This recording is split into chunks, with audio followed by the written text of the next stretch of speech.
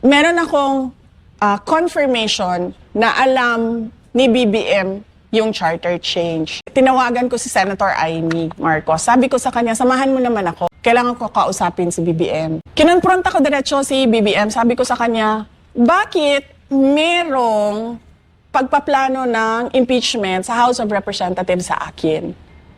Oh, tapos sabi niya, alam niyo si BBM, nag-English yan eh. Tapos sabi niya, oh, that's not true. Ganyan. That's not true. There's nothing like that. Ganyan siya. Tapos, natigil yung denial niya kasi sa sobrang daldal niya, lumabas sa bibig niya na ang prioridad daw is charter change. So, nung narinig ni Senator Amy yung charter change, nag-react siya. Sabi niya, sa dami-dami ng problema ng ating bansa, bakit naging charter change na ang prioridad? Tapos sabi niya, no, this will be for the country because it's all about the economic provisions, ganyan. So sabi ni Senator Amy sa kanya na parang tipong, hindi yan economic provisions eh. Kasi pag binuksan mo yung amendments ng Constitution, bubuksan mo lahat yun. Hindi mo pwedeng sabihin na, ay, ito lang, economic provisions lang. Kasama na dun yung political. Doon kasi unang diniscuss na tatanggalin ang opisina ng Vice President at papahabain yung terms ng members of the House of Representatives. So more than 3 years na yung isang termino.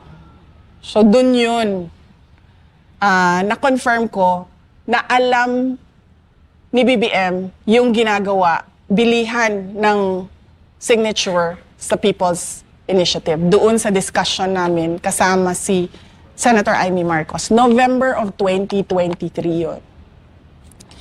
Kung makikita nyo sa pag-alis niya, nandoon ako, bago siya umakyat sa hagdanan, lumapit siya sa akin. May binulong siya sa akin. Alam niyo si BBM kasi mahilig mag-mumble, yung ganon, na hindi mo siya maiintindihan. Meron lang siyang clear words, iilan, at yun lang yung ma-pick up mo sa sinabi niya.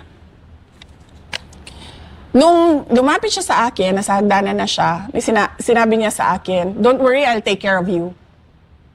So parang nagulat ako, na parang nagsinungaling ka kagabi na hindi mo alam ang impeachment.